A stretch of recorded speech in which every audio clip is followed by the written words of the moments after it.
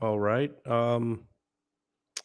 Mr. Deity isn't in yet. I send him a reminder. Oh, okay. I just got something back. He's trying to figure out how to get on. Okay. Excellent. So at least he's trying. Okay. All right. In the meantime, for those of you content creators that are in our little collaboration Twitter group, I sent a link. So if you want to come in and hang out with me until Mr. Deity can find a way into the show. Otherwise, I'm treading water here, boy. I've got questions for Mr. Deity, but this is the first. So here I am, and I suck at monologues. Feels like you're talking to yourself. You know what? When we were doing the 666, that long series I did, 89 episodes, it calls for, I got 43 collaborators to help me out with it. And there's a few, myself included, Richard Carrier's one of them. There's a few of us who it didn't even dawn on me until we were doing this, where I have to sit and record, and there's no one else in the room, no one else in the house. And it's just nerve-wracking. And I get this panic feeling. If I'm not talking to, there could be someone off camera, that's fine. But if the house is empty and I'm trying to monologue it, it's impossible. I could just not do it. Oh, there he is. Oh, yeah. Beautiful. I'm going to go with the crazy hair today.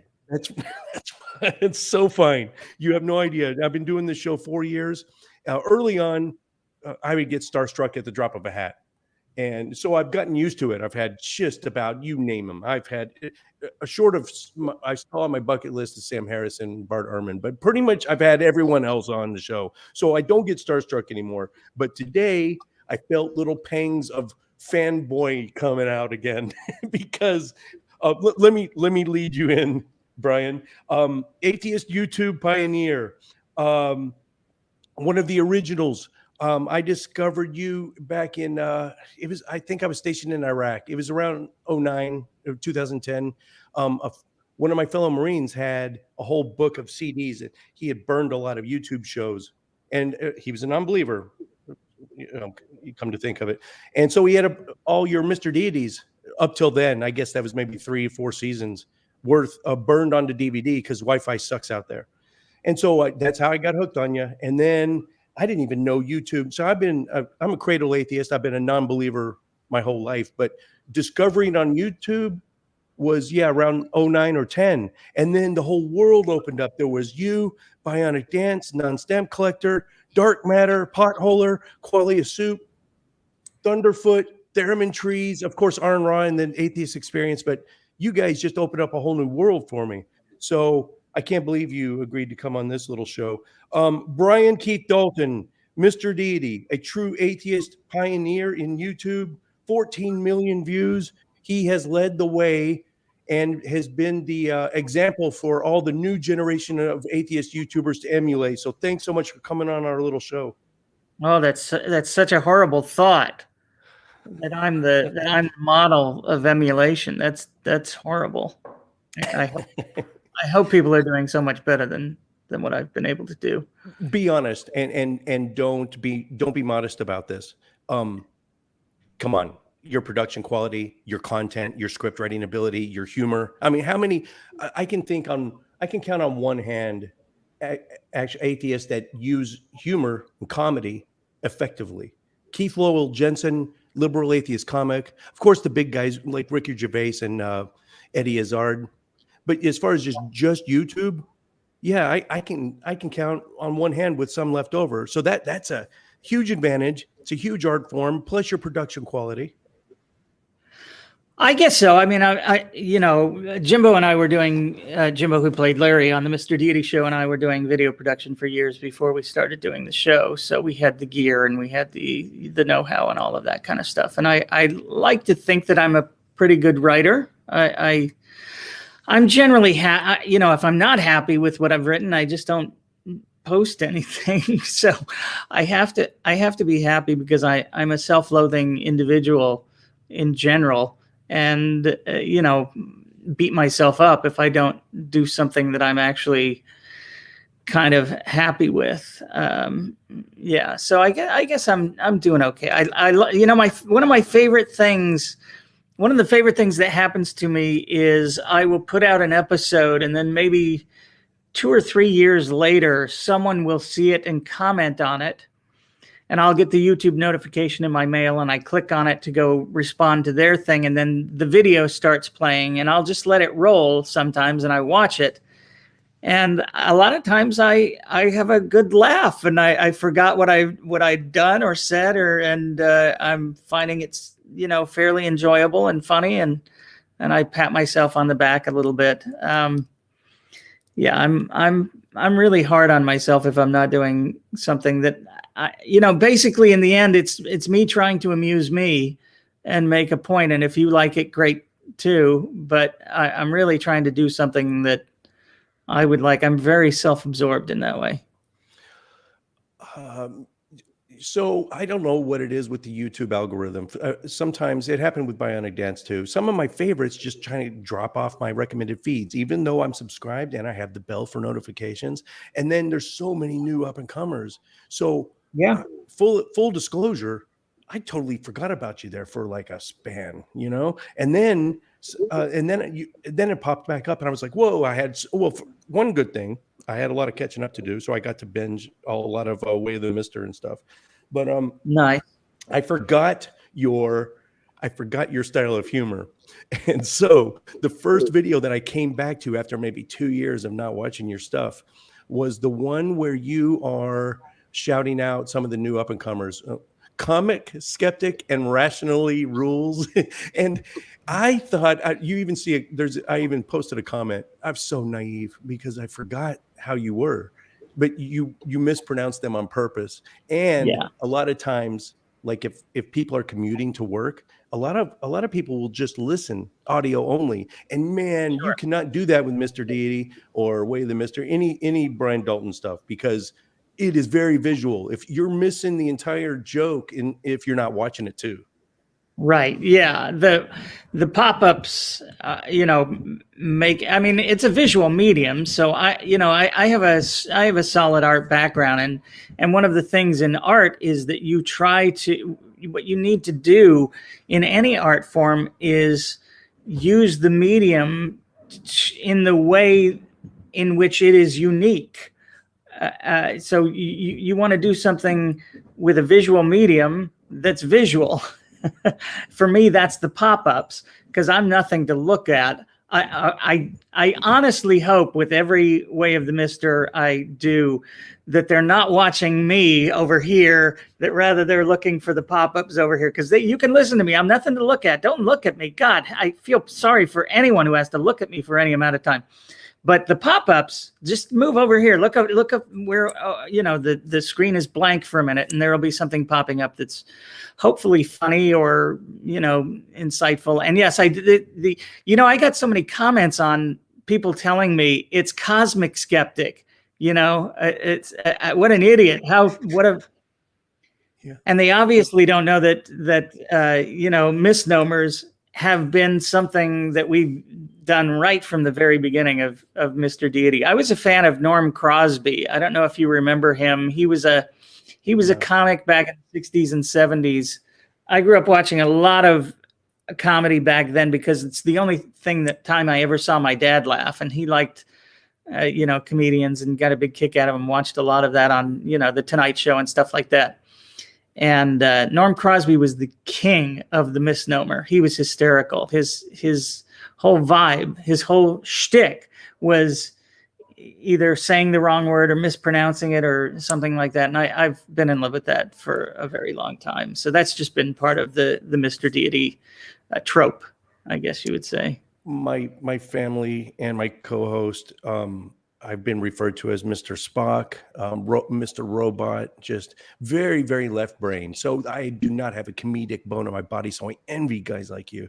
And, and your style of humor, very subtle as well. It's not in your face. So people have to kind of pay attention. Like I said, I totally forgot how it went down. So I felt really, naive, writing that comment. Did he pronounce those names on purpose? Mispronounce those on purpose? It was funny. Movie producer as well. So I live in YouTube atheist world, tiny little community, comparatively. But you actually do. Have you ever? I don't know. Well, first question: have you done a feature-length movie? The ones I found on IMDb: Killing the Dream, Anui, Love and Paint, Kessie, April Moon, and Disney's My Life. Am I missing any? And have you done anything feature-length? Well, yeah, I wrote and directed Killing the Dream. It was a mockumentary about two idiots who wanted to break into filmmaking, so they bought their own digital cameras and used their friends and neighbors as cast and crew. Hey, quiet, my dogs. Sorry about that. I've got 3 of my own as well. April Moon is a film that I DP'd, and those others are just films that I worked at. DP'd is it's director of photography. Yeah, I used to work on a lot of. I used to do a lot of production. Haven't done much of that at all for 15 years. I would get a job maybe once a month, and it helped up until the pandemic, and then they all went away. But yeah, I mean it's part of my background. That's how I got into this in the first place. We made Killing the Dream. It did rather well. It won the grand prize at the Temecula Valley International Film Festival, and I got other awards for writing and directing at various film festivals throughout the country. It played a little in Europe. We got a distribution deal, which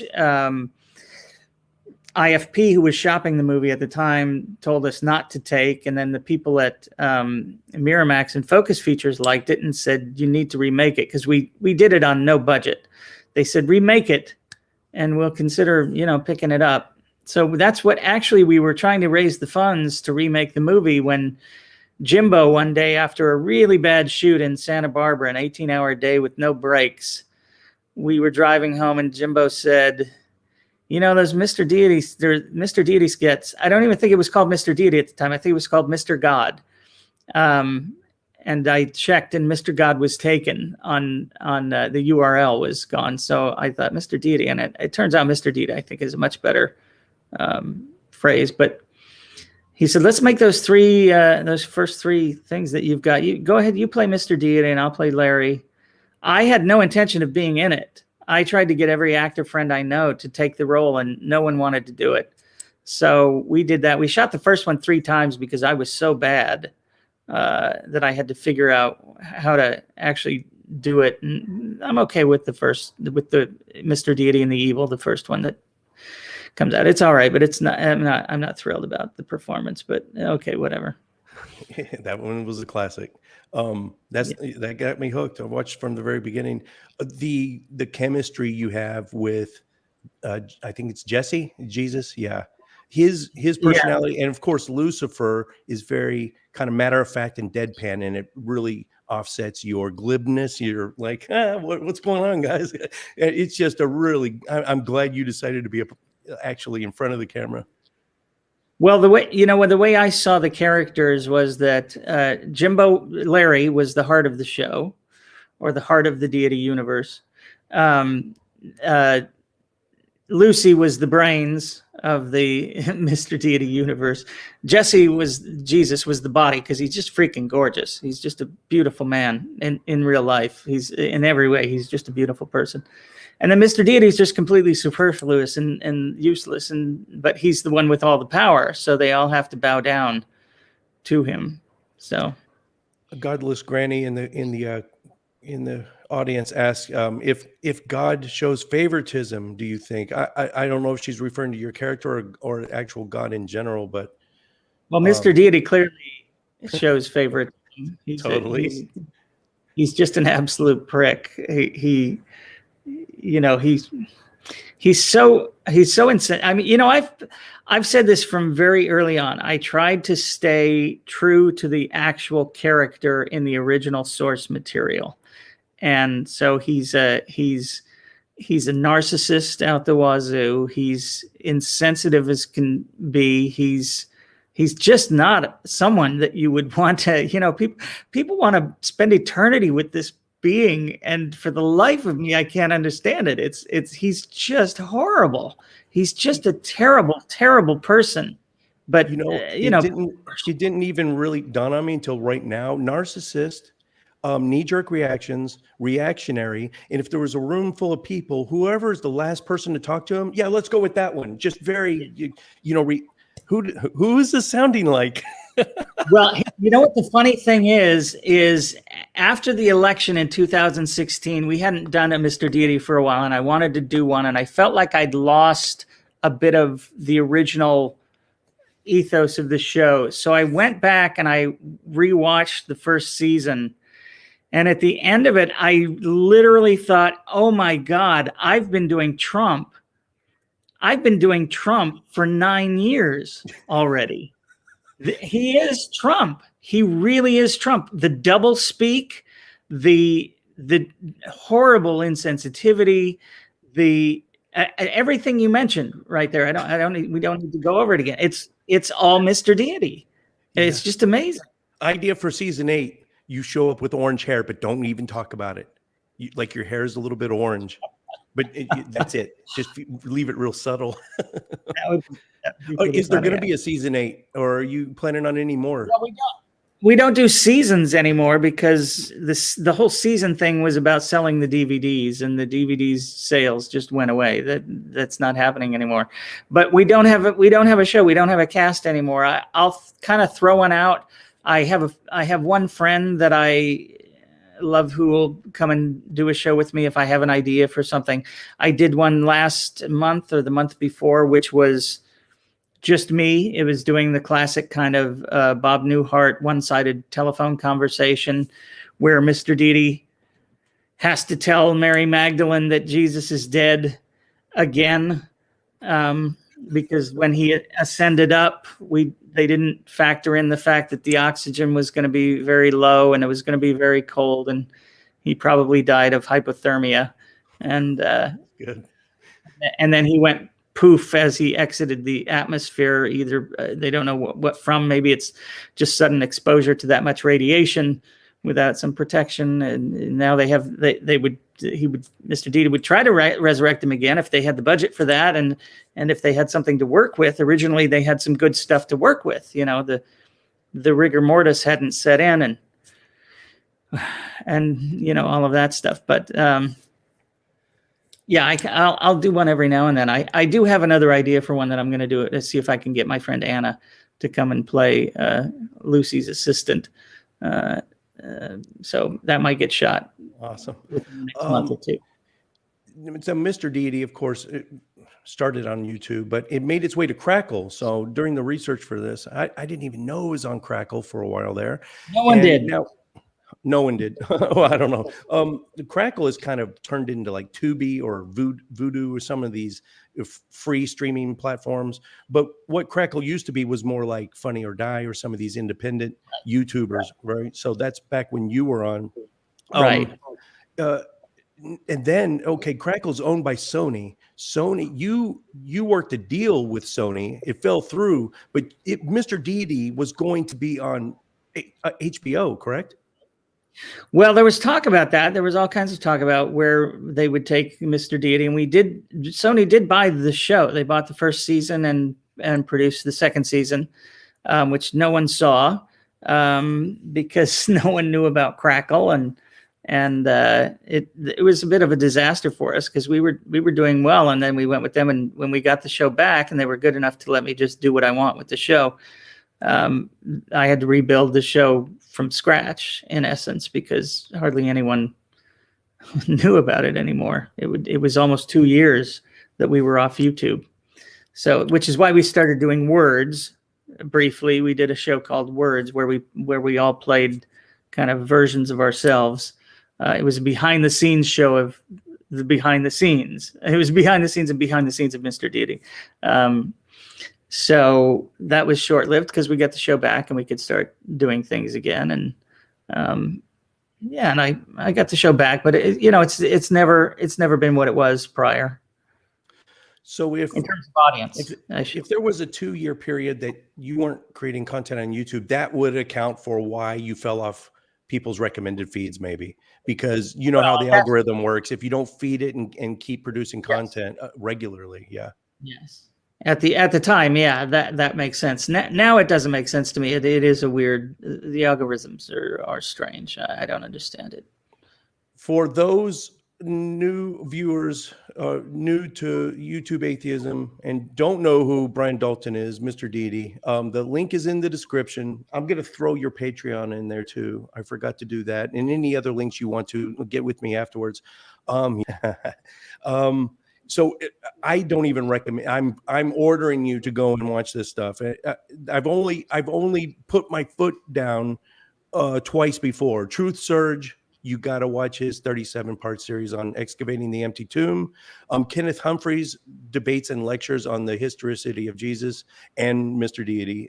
Brian Dalton, The Way of the Mister. Those are the three that outside of my show you have to go see. You're making it a commandment, is what you're saying. Well, this show it started with 10 commandments and it grew to 23 commandments for YouTube content creators, and basically ignore trolls and, you know, attack the ideas and not the person. So we did have commandments. And for those viewers that don't know, now the word is commonplace now. Foreman, a former Mormon. People say this all the time. I have two close friends, Aaron Ra and James Walker, who's the president of Watchman Fellowship. He's a Christian, and he's the head of the Atheist and Christian Book Club here locally. So those two are foremans, and they use that term all the time. Lots of people do. For those of you that don't know, Brian here is the one that coined the term. So how did that grow, and are you surprised by its explosion in use? Well, I wish it were used more. I still see Exmo and some of those other, you know, stuff. Former Mormon, foreman, just works perfectly for me. In fact, I coined the term in a hot tub in San Diego. We were down there to see Shamu with my daughter in 1996, and someone asked me, you know, something about, and I said, I'm a former Mormon, and it just struck me immediately. Or I guess I could say I'm a foreman, and that was the birth of that term. And then I've used it myself on the show forever and ever and ever. So it's kind of grown, but I still want it to be. I want it to be the term. There should be no other term. Darn it, have no other terms before me is what I would command if I had the power. But yeah, you're I've already asked that one. There's one dumb question I've always wanted to ask you. Lazy Eye Productions. What's the root of that? The origin? Why Lazy Eye? Well, my first movie was a mockumentary, and the mockumentary format at that time had been exploited and done best, I think, aside from something like Woody Allen Zelig, by Christopher Guest. And Christopher Guest had done a movie called Waiting for Guffman. And Eugene Levy's character had a lazy eye in that movie. And I thought, in terms of a production company name, it was kind of an homage to Christopher Guest and that whole crew who did Waiting for Guffman and Best in Show and A Mighty Wind and all these great mockumentaries. So that's the origin of it. It just comes from the fact that I thought, you know, Lazy Eye is good because you're talking about a visual medium, and the eye is the most visual. You know, there's nothing more visual than the eye. So I thought Lazy Eye would be fun. Also, I'm a lazy son of a bitch, so you know, it just fits perfectly. Swinging bachelor, LA Bachelor. You know, you always dressed, you know, to the teeth. You remind me a lot of Bill Maher. I take that as a compliment, but you've got the same kind of vibe. Yeah. Yeah, we don't agree on everything, but I like him in general. I respect he's certainly a funny human being. Speaking of Swinging Bachelor, how is OK Cupid going? I just reviewed a few of your most recent videos. So you're active on that. Is that a joke, or are you really putting yourself out there? No, No, I'm on OkCupid and Match, and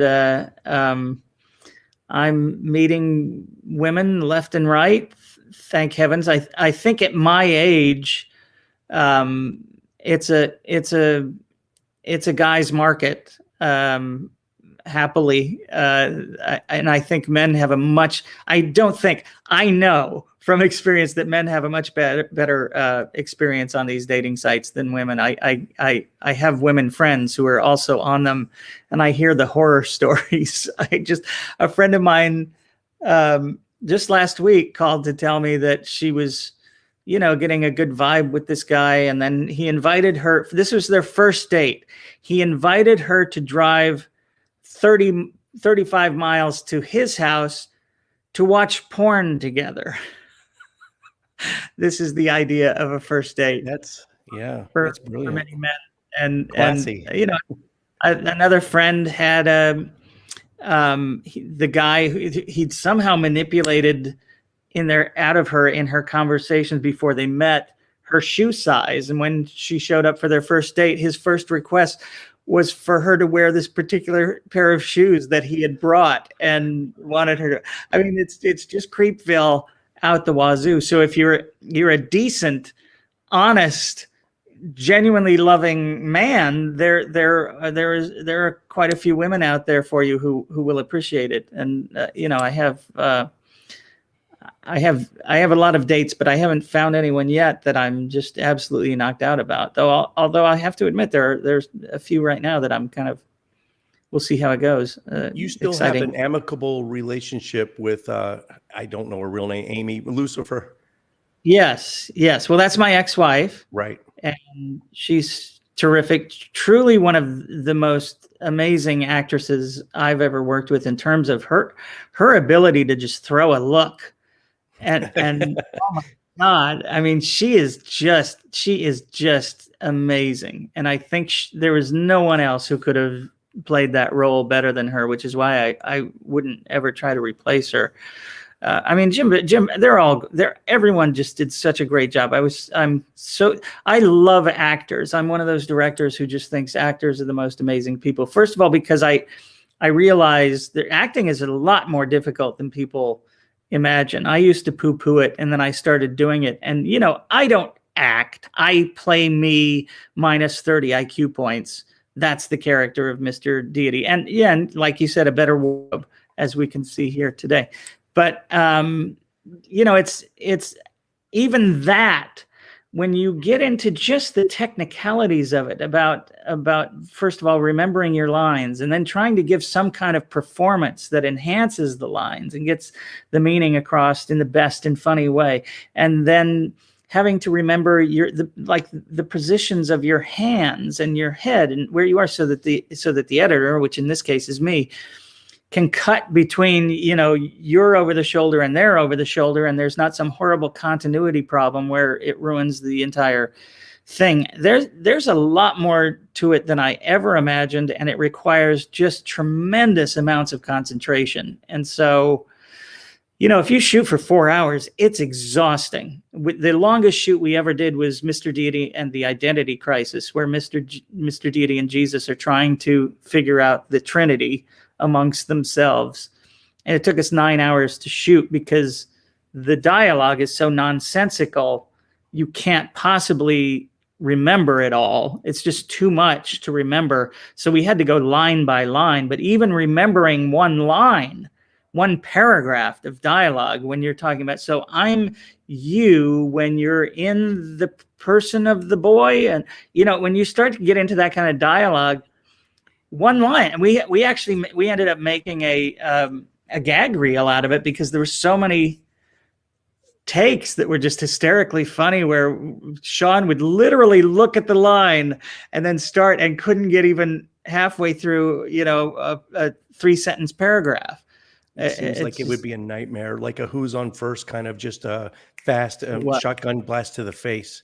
Yeah, yes. and complete nonsense too. But that is a classic episode too. That I love. The brilliance is that I gave myself all the easy lines. So, nice. Of course, Sean was ready to quit acting at the end of that. I'm not kidding. He was it's glad to hear. It's good to hear that that you're that type of director producer, because I mean it's so commonplace from my layman point of view, like the Alfred Hitchcock type that just treat their actors like chattel, just numbers and just get it done and that kind of thing. I've got to address this. Oh, go ahead. Actors are amazing because they take something on a page and which, I'm generally happy with what's on the page, but then they come in and they make it exponentially better. It's amazing. And a lot of times, Sean would come in. Sean's very funny. He'd never done comedy before we started working together. He plays Jesus on the show. And he would come in with these brilliant ideas, or he would do an ad lib right on the thing. And he was like, is it okay if we do that? I'm like, yes, because if you make it funnier, guess what? It still says written by me at the end. So I get all the credit. It's very Mr. Deity. I didn't do anything, but I got the credit. So beautiful. All right. So Doc Fearsome in the audience wants to know, can Jesus turn seltzer water into wine spritzers? I don't know if that's a reference to an episode that I missed or... That is very funny. That's just a very funny comment. I was looking at that and reading earlier. You probably saw me kind of chuckle a little when it came up. I think that's very funny. That's a great line. I would use that in the show. Oh, there you go, Doc. You're gonna be immortalized. Let's see. Speaking of awards, I think you mentioned one of your movies.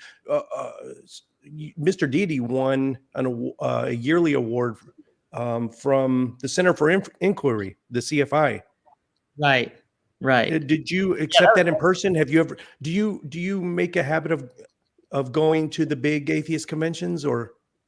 I used to all the time. Yeah, they've kind of disappeared. I used to get I would be asked to come speak. I did that for 2 years, kind of solid, where I was gone every other week, and it burned me out. I just got burned out at a certain point. Although I did get to go to Australia for the Global Atheist Convention, so that was kind of awesome. But I've been all over the country speaking about it, which was fantastic. I mean, just to get to travel and see the country and all over, not all over, but quite a few places in Canada. So that was kind of fun. I love doing it. And I did accept that award in person. Yeah. It's right here in Los Angeles. That Global Atheist Convention in Australia, I forget what year was that. Was that when the Unholy Trinity was there? Seth Andrews, Matt Dillahunty, and Arn Ra? No, that was actually, it was much bigger. All four of the horsemen were going to be there, and Marcia Lee was there as well. Christopher Hitchens died just weeks before, so we didn't get to see him. But that's the Global Atheist Convention is where Richard Dawkins and I kind of came up with our idea for his episode. He loved the show and wanted to be on it. And so we came up with the idea. It's been so long since I've watched that one. I got to go back and rewatch it. If I remember right, he's very like serious on purpose, which makes it even funnier. Well, the thing is, what people don't realize about that, he had like an hour to shoot the show. So I had to figure out a way for him to be able to shoot that in an hour. And so he's literally on a green screen and he's reading his lines off an iPad. That's what he's doing. And then I cut him out. I spun him around, and then I shot him from behind saying the lines so that I could have an over the shoulder to pop him into my side. And then I shot my side all by myself. He wasn't there. I was feeding him at least my lines so that he could kind of react to them. But he did a great job. Oh, there's Laura. I love Laura. Laura's one of my favorite viewers. Oh, she is a super fan. She is so ubiquitous on so many atheist channels. She's a staple. I love her. She's amazing. Oh, damn. I'll have to watch her. Okay, good. So it was terrific. And he's so sweet. People think of him as being, this asshole because he's so acerbic and he's so harsh on, theism, and he tolerates idiots. Not at all. I mean, he has no tolerance for stupidity. But he's the sweetest man. He's just so kind and that classic British gentleman, and it's so incredibly kind and thoughtful. And I love Richard, even though, he says some stupid stuff like Great on Twitter. segue, Brian. Perfect segue. Yeah. Because my next question was going to be: there are the Lawrence Krauses, the Michael Shermers, and even Richard Dawkins, and the list goes on and on of people who kind of, well, some might say they put their foot in their mouth. So, can we not separate what they have to offer the community and what they say that's dumb? And continue to platform them for this and not for this. And B, Right. which leads me into the big question is, as a comedian, someone that uses comedy, have you found over the last few, recently over the last few years that the political correctness culture is it harder to do some of your jokes nowadays? Well, it's not so much harder for me to do the jokes. I just don't like that, and that whole atmosphere where everyone has to be, what you're really looking for is just the kind of purity that drove me out of religion. I don't want everyone to have to be in line. I think it's a very totalitarian ideal that a lot on the left have, and certainly on the right. I'm definitely on the left, but I don't like the cancel culture. I don't like, some people should be, some people, good. If you do something horrific to another human being, that's another thing. But having opinions which are ill-informed or ignorant or something like that on one topic, I don't think should exclude you from having a valid say. We're all idiots in many, many ways, probably most ways we're all idiots, but there are areas where we might have some expertise where someone might want to listen to us or value that opinion. And the idea that we all have to be just, we can't say anything stupid ever. And if it does, it just disqualifies us from having any value in the community is just so absurd. It really is the essence of, he that among you is without sin cast the first stone. We're all living in glass houses. We're all morons on most things. That's the thing. Yep. I like one little area that I've been studying since I was a teenager, religion, and I know a lot about it, and I've experienced it, and value my opinion there. But even on my political ideals, I've been looking at paying attention to politics for a long time, but I don't have a political philosophy degree or a political science degree or anything like that. I have opinions, and they're my opinions, and if you don't like them, you don't have to listen. You can see that it's a Mr. D goes to Washington and just say, I'm not interested. I don't care for his political opinions, but I really like his stuff on religion. Okay, that's appropriate. That would be the logical, that's the common sense way. It just seems that maybe not so many people nowadays take that to heart. And, I'm going to lose half my subscriber base right now, but you know what, Joe Rogan, I love the guy. I love his content. I love his shows. He took horse dewormer. Okay. That was kind of idiotic. It doesn't mean Joe Rogan is not, it doesn't mean I'm going to stop listening to his show. Right. I left more the thing that actually, I was an atheist. I became an atheist before I left Mormonism, and I felt okay with it because Mormonism doesn't have a capital G God. It's a small g God, the God of Mormonism. So my atheism didn't even necessarily, preclude it. But there were other things. Empirically, it just became demonstrable to me that Joseph Smith was an idiot. And that became a problem. But I was still connected to the community in such a way that I had a really hard time leaving. So I stuck around for another year, maybe a year and a half. And the thing that got me to finally tenure my letter of resignation was when in September of 1992, they excommunicated a bunch of intellectuals and scholars and an historian and feminists and stuff like that. And for me, it was the excommunication. It was that whole idea of excommunicating people because you couldn't, like the historian, for instance, if you could just show him where he was wrong, you wouldn't have to excommunicate him, but Yeah. they couldn't show him where he was wrong, so they just kicked him out. And I think, I'm not saying that, the people who are being canceled can't be shown where they're wrong. I think they can be shown where they're wrong and canceled. But in general, I would just prefer the conversation to continue and to have these people, let's pull them around to another way, because I've seen there's a very good example in our own community right now with David Silverman, who used to be the head of American Atheists, who guy took a nice hard turn to the right, didn't he? Wow.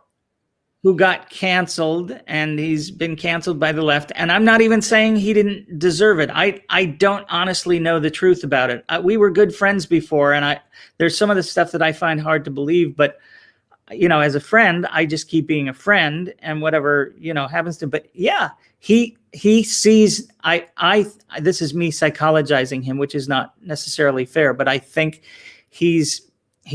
there's only one path for him now.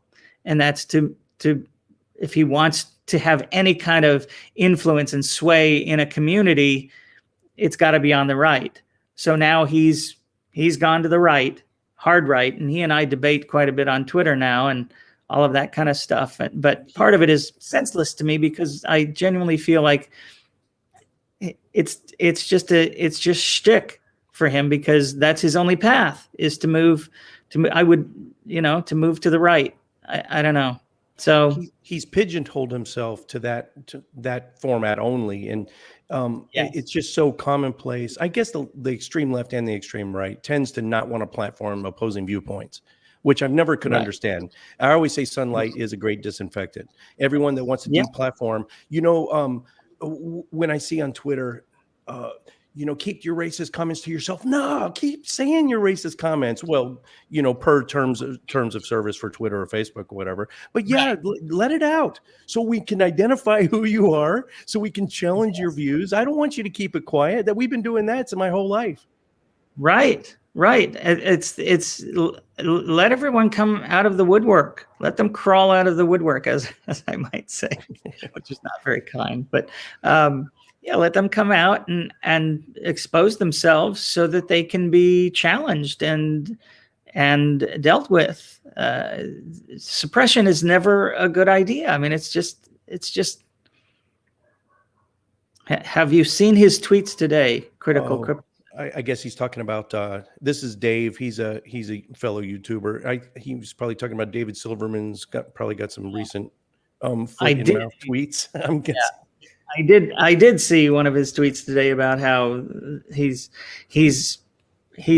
pro-choice, but I guess this is what the left deserves, because all right, whatever, because we're no longer pro free speech or any of these kinds of things. Oh, Brian, you're aware of the law that just got passed here in Texas, the Handmaid's Tale. Holy shit! How long do you think that thing's gonna hold up? It's terrifying. It's genuinely terrifying. And the way the Supreme Court did this is just, I mean, if there's any argument for stacking the court now for Joe Biden, this is it. I mean, this is absolutely it. And I personally would like to see like a 19-person Supreme Court. I think we need a lot more people on the court to spread out the possibilities. 9 people is just not enough. I mean, ideally, maybe it's a 50 person court, but that we're also beholden to these 9 people who are often appointed by people who never even won the popular vote. How many justices on the court right now would have been appointed by Democrats had the Electoral College not been a thing? I mean, you've got Trump and Bush's first term, none of those justices. So you would have 3 more Democrats on the court. What would it be, like an 8-1? It should be 8-1 Democrat. If you're looking at the popular vote, it should be 8-1, I think, Democrat or something like that. And this is what if we went to. If we tried to, because 9 is an arbitrary number according to the Constitution, so theoretically, I mean, it could be more, but it seems like that would just be first off a slippery slope, because if the Republicans get back in power, they'll just it'll keep adding more, and before you know it, it's this giant parliament of justices. Right.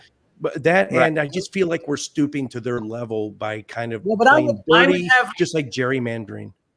If I were going to do the 19, I would allow for like some kind of commission, to pick the rest of them, like maybe some kind of bipartisan commission where we pick people who have records of being reasonable human beings. And I know that's a relative term and everything, but God, some of these people that are on the court now, the Bush appointees or the Trump appointees in particular, Amy Rona Barrett, as I like to call her, she's just fucking nuts. I'm sorry. I don't know.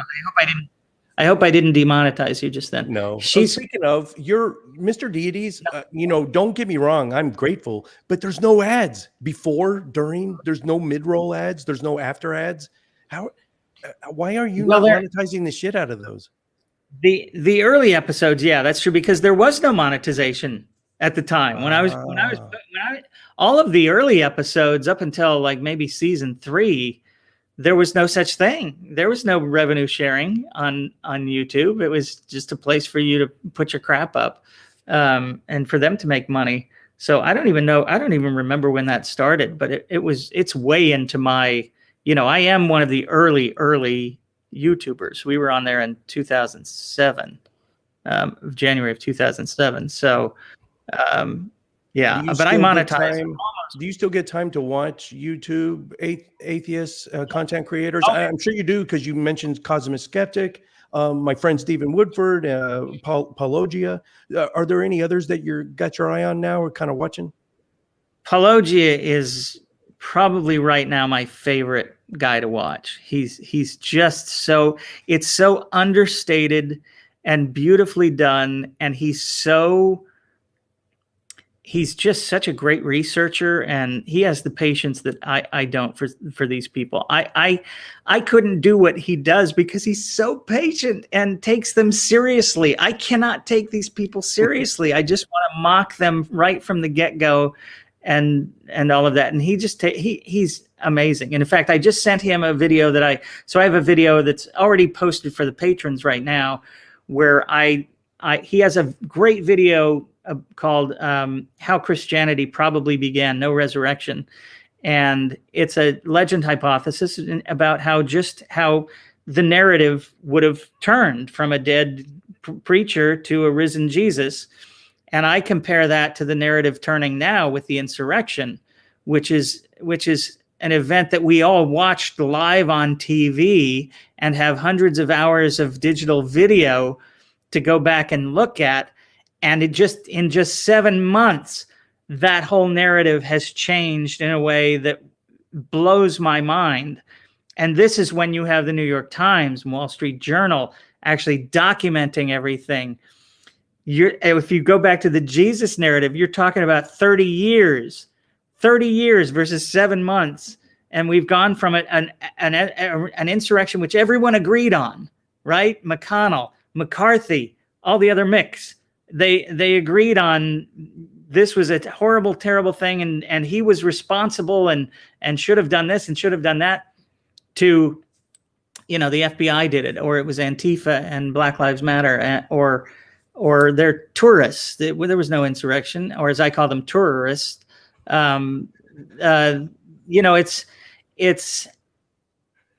It's just insane to think that could happen in this day and age, with all of the evidence showing you exactly what happened, and they can turn it into something totally that bears no resemblance to reality. But 2,000 years ago, when people were absolutely ignoramuses and uneducated and prone to superstition, 30 years later, with all that time for the legend to change and build, yeah, right. The guy rose from the dead. Give me a break. It's so obscene. And I sent it to him, and he just had one comment. He said, amazing. So Paul and we're trying to figure out an episode to do together. I'm dying to see what he does with me in cartoon form. I love hanging out with them at the once a year. Well, pre-pandemic, the Faithless Forum. It used to be in Dallas. This year in November, it's going to be in Austin. But getting to hang out with Paul Oggia and his partner Shannon Q, who's now one of the hosts of Atheist Experience. Yeah, and didn't dawn on me until just now thinking about it. But her kind of firebrand personality and his personality, they really they complement each other. I like it. Yeah, they're great. And like the other people I like to watch are oh man, I love is it TMC? It's his channel, but I don't know, I can't remember his name. I love Holy Kool-Aid. Holy Kool-Aid. Thomas Westbrook. He's awesome. Truly amazing stuff. And I have a video promoting some of his stuff that just came out for the patrons. Will come out later this month on YouTube about the Exodus. I love those two guys, the Cosmic Skeptic, and Woodford. And again, it's one of those things where there's certain things that I don't necessarily agree with on them on their stuff, but okay. Oh, you're referring to the ACA, the Atheist Community of Austin. That whole, when I first started the show, I used to be embroiled, and somehow I was a magnet for the drama, and I've learned to transcend that. Thank goodness.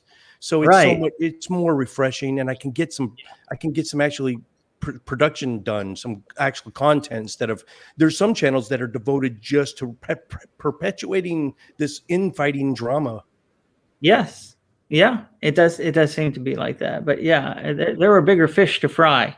That's what people have to focus. And we're seeing that right now in Texas, where they're taking away, that's a constitutional right that the Supreme Court just said, yeah, we're okay with people not having that anymore without making any kind of ruling to overturn Roe or anything. It's truly outrageous. It's surreal. And people better wake up. People better wake up, because we have a Taliban right here in America, and they're the ones pushing all of this shit. In fact, everything you see, and this is me being myopic, but everything you see in our politics right now, I can literally trace back to the techniques of the Christian apologist over the last 35 years and making it look like reality is not real and spinning stuff left and right. It's all the same techniques. Go look at it. It's the Christian right took over the Republican Party, and that's the tactic. It's everything they've been doing in Christian apologetics for the last 30 to 50 years. A solid 30% of the United States population is at a point now where it's quixotic to even think that you're going to change their mind on anything. And so I'll get guests on the show that are one of those 30%. And here I am futilely just trying to, it's crazy. Brian, I've got two more questions that I have to ask you. We got less than 10 minutes to go. And I want to ask the viewers in the audience, if you have any questions for Brian, now's the time, ask them. So second to last question, $30 million drops in your lap right now to use towards a full-length motion picture. How do you use the money? How do you apportion it? And what kind of movie would it look like? I have two films already written that I really want to make. In fact, we're going to be doing a fundraising campaign here soon I want to get back to filmmaking. And so I have a film that I've written that Scott Clifton, the Theoretical Bullshit, here on YouTube, and a tremendous actor, a 3-time daytime Emmy winner. He's gonna be in it, along with Jesus and Jesus's amazing girlfriend, who's also an actress. And Amy's gonna be in it, and I'm not gonna be in it. I don't want to act if I don't have to. That's a low budget domestic thriller that we're making just to try to get our foot in the door. But I have two other scripts that I've written, and then the thing that I want to build up to is I don't want to talk about it much because I think it's a very original idea, but I have an idea for a screenplay that I want to write where you get into a lot of God questions about our universe and everything without actually ever bringing up God. And I think it's I don't want to pat myself on the back too much, but I think it's a pretty brilliant way to get into issues about God and our universe and the injustice and the evil and all of those kind of the classic things without ever mentioning God. But it can't not trigger a lot of thinking in your own head, which I think is the way to do it. That's what I wanted to do with Mr. Deity, is get people to think about these things, but not be in your face about it. This is where humor is a great asset, because it's hard to disagree with something that you're laughing at. You know what I mean? Laughter is an involuntary response, and it triggers something in your own head that says, wait a minute, there is something kind of true about that. And you may push it away and you may say, oh, I don't like that. But there's something in there there's a seed that's going to get planted, and it's going to, just fester and fester and fester and maybe grow into some beautiful, wonderful doubt that's just blooming. But Apologia is in the audience. I think is this a backhanded compliment, Brian, or? Mr. Deity is somebody who does satire about losing weight, and a lot of people confuse him with me. Nice. What was that other question? Trulius asked. I can answer this for them, but do you agree with Bart Ehrman on New Testament contradictions, and are the Gospels reliable? Yes, I like a lot of Bart's stuff. I'm not convinced that Jesus was a real person in any meaningful way. I'm not convinced that the gospel Jesus, that the Jesus spoken of in the Gospels was in any way a single person. I think it might be a conglomeration of, like they do in movies, like Zero Dark 30. Jessica Chastain's character was a composite of many different people. I suspect that's what's going on with Jesus. I don't think there was any one person. I think this is just a legend that grew. The fact that we can't put him in reality, in any meaningful way. I mean, there's literally nothing about him other than these legendary stories. Which again, people will say, oh, they were written 30 years later. Well, how do you know? You can't place his birth date. We don't have a good birth date for Jesus. The two that are there contradict each other. And there's a good chance that all of this is related to some guy who lived 40 years earlier than that, who was never crucified. And there's no way to tell where any actual event occurs versus just pure myth. So I'm a bit of a mythicist, but a mythicist in a broader sense. I think there probably was a guy who someone kind of attached these things to, but they probably add these sayings of maybe another couple guys and put it all together and came up with this nonsense about a resurrection. But the Bible contradictions are just all over the place. It's just ridiculous. I can't remember the last part of that question. What was the last part of that question? Oh gosh, that was. Are the Gospels reliable? They're not reliable in any way. No, I agree. I still cling to that one verse in Galatians where Paul, who we know existed, says firsthand that he talked to Jesus's brother James. That is really the only thing I would consider evidence for him actually existing. But here's the thing that's interesting to me about Paul. Paul goes and meets with Peter and. Is it Peter and James? Does he meet with Peter and James? I can't remember how many of the people he meets with. And despite meeting with people who supposedly knew him and walked around with him, he has virtually nothing to say about Jesus's life on earth. It's truly astonishing. It's John, son of, I forget. Yeah, it was John and Peter who was with Jesus when he ascended. With Moses and someone else, Elijah or Enoch or somebody. Paul says nothing.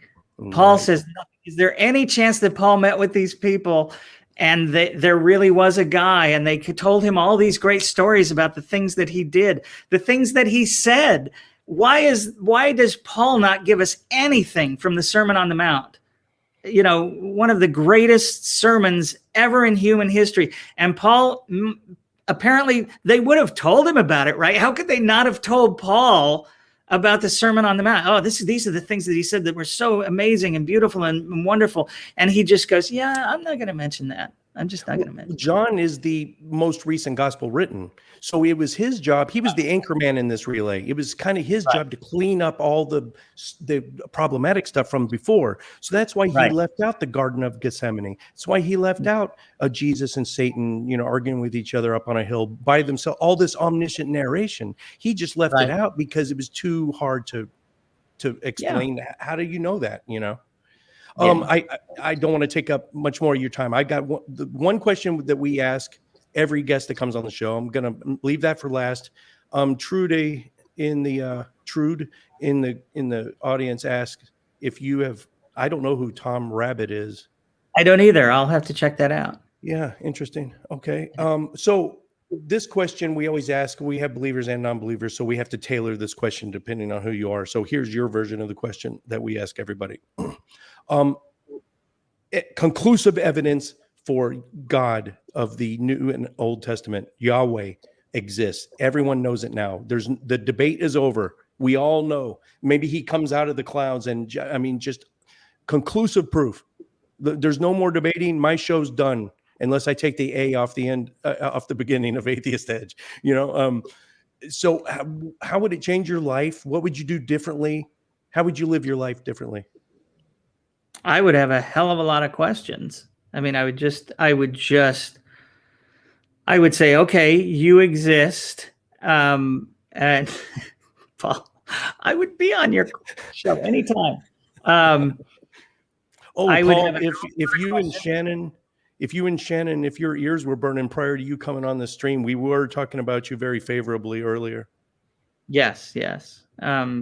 Big fan. He knows what a big fan I am. I would have a hell of a lot of questions if there's that kind of proof.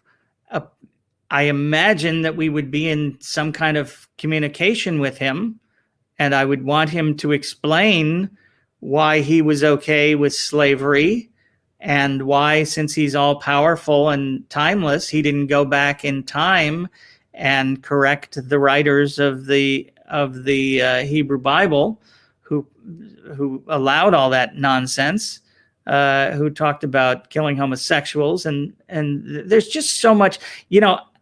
There is, if that God existed, by the way, I see the question is moot to me simply because if that God existed, there would be no way for us not to have all kinds of evidence of that God's existence. A 13.7 billion year universe makes no sense in light of an all-powerful God.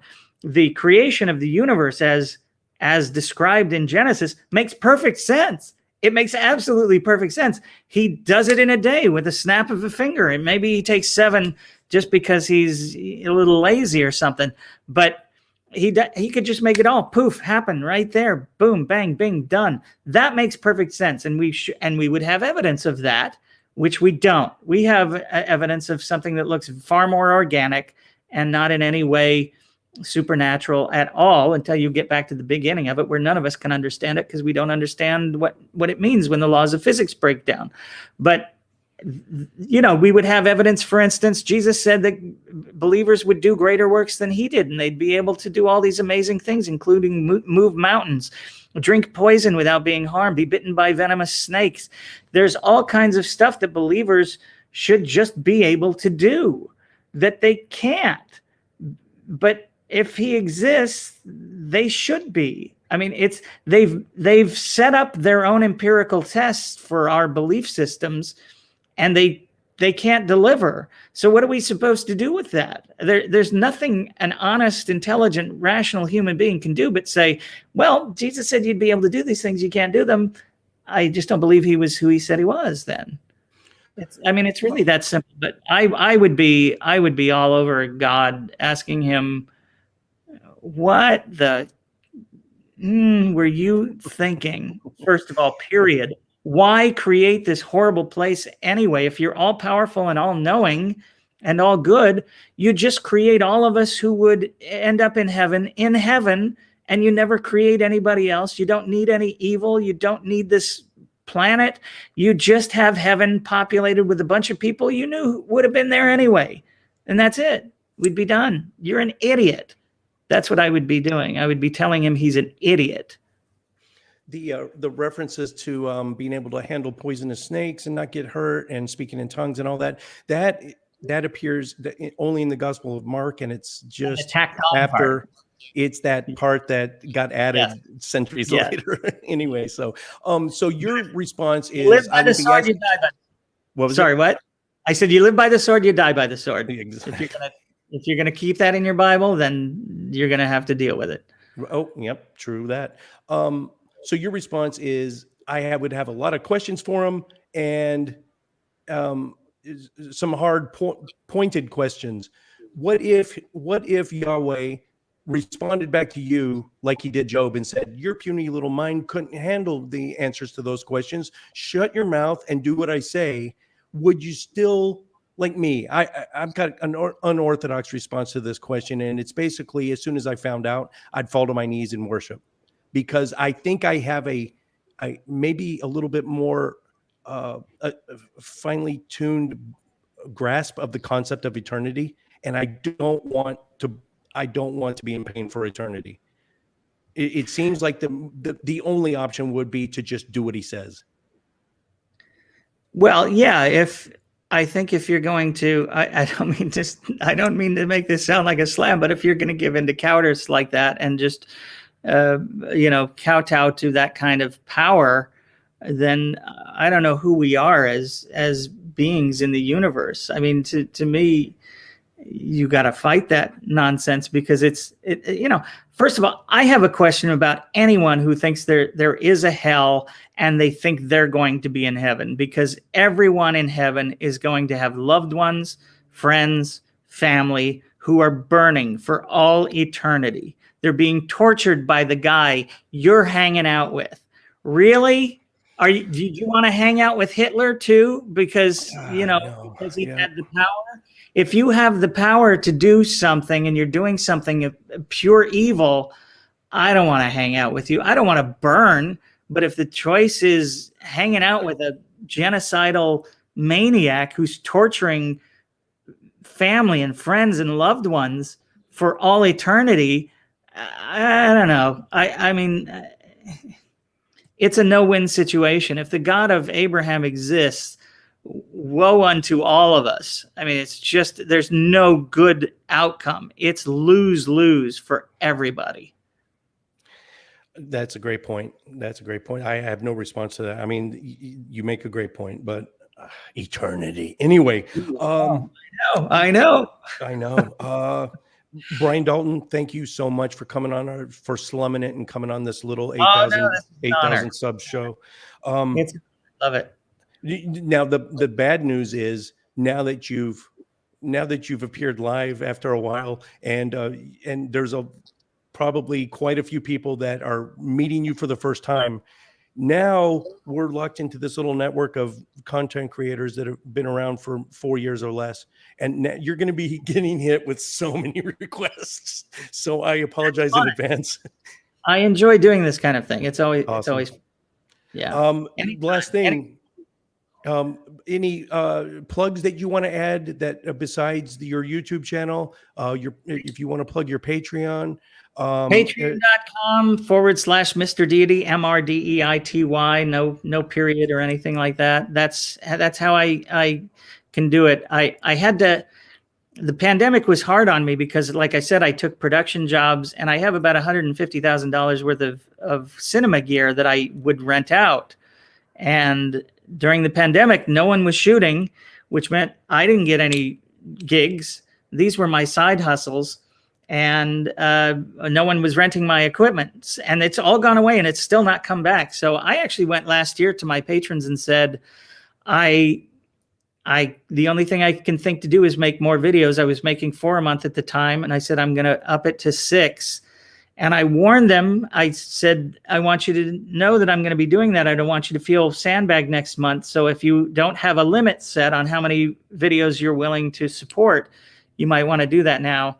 And I had a genuinely beautiful thing happen where all kinds of people wrote me back saying, oh, I didn't even know I had a limit set. I took it off.